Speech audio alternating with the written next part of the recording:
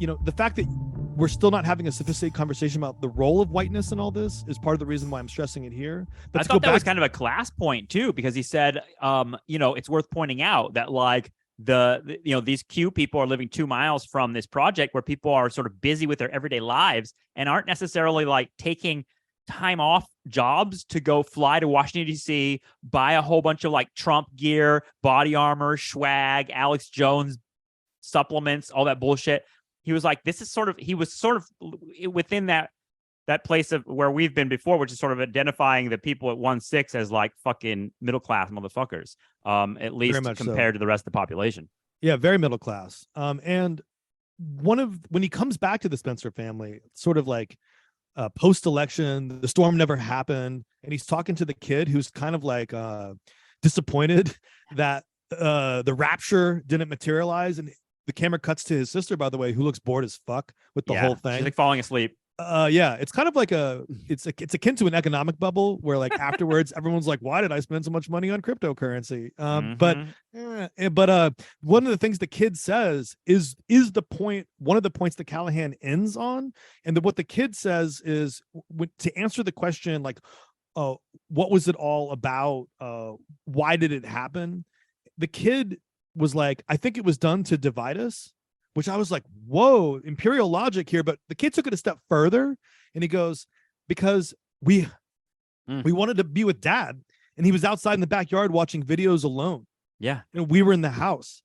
And like, dude, it's fucking sad, dude. It's really fucking sad. And like, we want to be with dad. Dude, Justin, I live in Ventura, a county away from us in Santa Barbara. A dad very much who looks and acts exactly like this family killed his 2 children because of QAnon, and is a surfing instructor. They're like this, of course the media catches on to the story because they were like a white middle class family, surfing guy, Christian people. They said his friends etc. said that he went down the rabbit hole and all of a sudden had a zombified look on his face when he's looking at his phone. And he decided his kids were demonic, and it went into like a complete mental break, and it led to murder.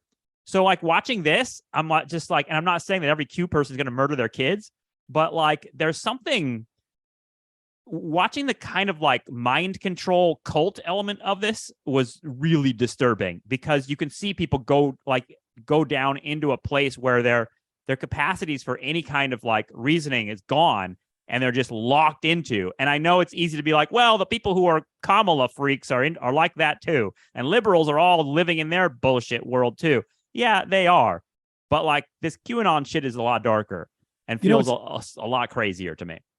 It's like putting together 3 episodes. One is our episode on chaos and the whole Manson stuff, and sort of we went into social media from there and said that who needs CIA mind control programs when you have social media? Right. So that's right. One. Number 2, we did the Q into the storm thing. And one of the things we talked about was the ways that in the 21st century, to a more intense degree and arguably to a more successful degree, the kind of coalitions of freaks, that are represented in all these documentaries and books and films can coalesce and hijack a party. And then part of what you and Callahan and us and everyone else, including Terrio and everyone else, brought up throughout the film was the Californication episode, which is that on some level it's all a grift.